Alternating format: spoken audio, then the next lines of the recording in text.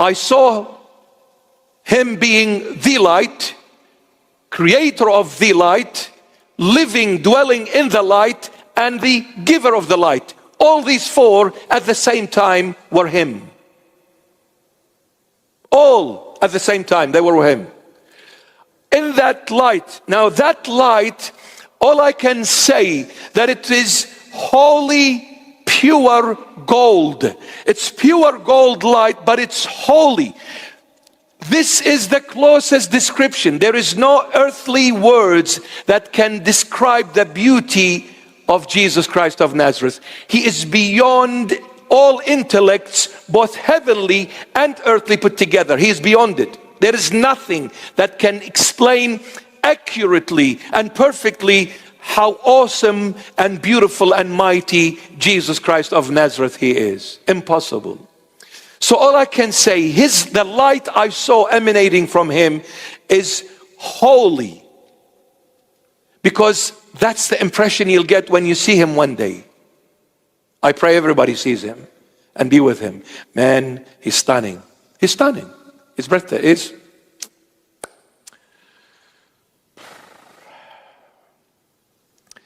It's holy, pure light. Gold. It's gold. It's so gold, even gold on earth is dirty. The sun that rises, that you see its light every day, the sun, it's dirty compared to the light that comes out of Jesus Christ.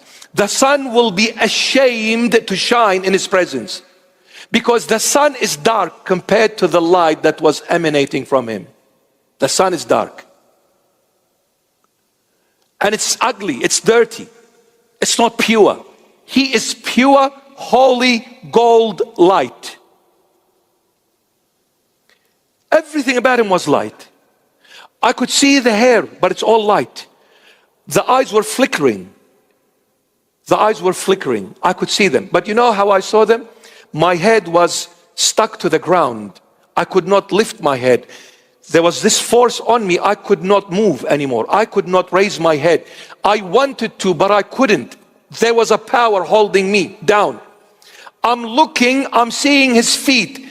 He was barefooted. He appeared on that altar barefooted. I could see the places of the wounds of those nails that entered his feet. The wounds are still there. I could see them. It was this close. The feet were this close from me. This close. His whole body was this close from me. I'm looking at the feet, but I'm seeing everything in him. I see his head. I see everything. But I'm looking down. You see, the Lord is someone beyond. Let me say this to those who call themselves theologians, scholars. They have PhDs, they have Listen, you are babies. If you think you've got a PhD in theology, now you are Mr. Know-it-all, you're nothing. When Jesus Christ appears, all of your knowledge is nothing. You're zilch. All of us are zero. Nothing. I'm looking at his feet. I'm saying to myself, is this real or what? But yeah, it is, because I know it's real. And by the way, I was fully alert as well. I was like St. Paul. And I'm not comparing. May the Lord have mercy on me. I'm not comparing. St. Paul, I kiss your feet. St. Paul says, there was this man, he was talking about himself. There was this man that was taken to the third heaven, paradise. He says, whether in the flesh or in the spirit, I do not know. Because I can relate. He could feel the physical tangibility and along with it, the spiritual as well. So he can still feel the surrounding, but yet he's seeing spiritual. Very hard to explain. Very hard. Yes, I was alert. I know there was people, but I was focused on the Lord's feet. But I could see him all.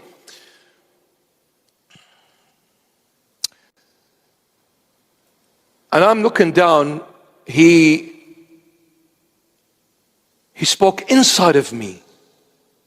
inside of me. His voice is overtaking every fiber of my being. You have no control anymore. He's in charge. He's in control. When I looked at this man, the first thing that came to my mind in that moment, I said, what a God he is. Not a man, a God. But I saw a man. But I said, what a God he is. But the other thing that hit me so deep and so profound, this man is God, or this man that I'm seeing is not only a man. So I don't want people to misunderstand what I'm saying. I'm just, now, since 2013 till now, I'm still overwhelmed when I remember it. I don't know what to say. I'm overwhelmed. Every time I remember it, I don't know what happens to me. It's so fresh and alive, as if it's happening now again. This man that I saw, the first thing that hit me so deep, this is not just a man, this is God. That's one. Secondly, this man is unbreakable, unshakable. This man, not God. Forget it, God, nothing shakes him. But even this human being is unbreakable, unshakable. He is so perfect, his perfection can wipe everyone, can wipe us all. So I realized this man, no one can break, no one can shake. This man. He spoke to me in Arabic. He is the God of all languages. He can speak Hebrew, he can speak Aramaic, he can speak Arabic, Chinese, Vietnamese, Laotian, British, American, Canadian English, Aussie, grey mate. He can speak all languages. He's God. But he chose to speak in Arabic. And he spoke in the formal language, not the slang, the formal. And Jesus is incredible. Wow. But on earth he spoke two languages, Aramaic and Hebrew. But as God, he can speak any language he wants to. He doesn't need to go and study. He said two things to this piece of wreck. He said, tell them, in Arabic informal language, he said, tell them, I want them all to be humble as I am humble. And the other thing was, he said, tell them not to look for the place, but for the honor of the place.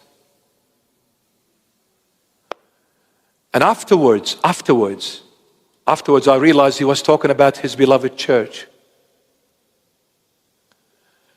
And I've realized he was upset and sad because what the Lord said to every Christian, open your eyes, your ears, your heart, your soul, your entire being.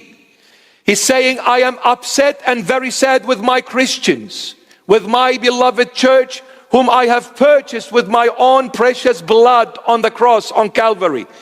I'm not a myth, I'm the real deal. I exist. I did come to earth over 2,000 years. It's not a made-up story. It's not a fabricated story. It's not a story written by certain fishermen and people alike. No, I am God, creator of all beings, being visible or invisible, spiritual, physical, tangible, non-tangible. I am your creator. I am God. And I became man over 2,000 years. I was crucified and I rose from the dead after 3 days being put in the tomb. This is real. It's not a myth. It's real. So I realized the Lord was saying, I'm upset with my church because humility is missing in my church. That's why it is divided. I want them to be humble as I am humble. And I want them not to look for the place, but the honor of the place. Look for the, not to look for the place, but the honor. It's to do with love. And then he said, I want them to be humble. He says, in my church, two things are missing: love and humility. You see, if you truly love me, you will never seek a position in my church. You will seek me, the owner of the church.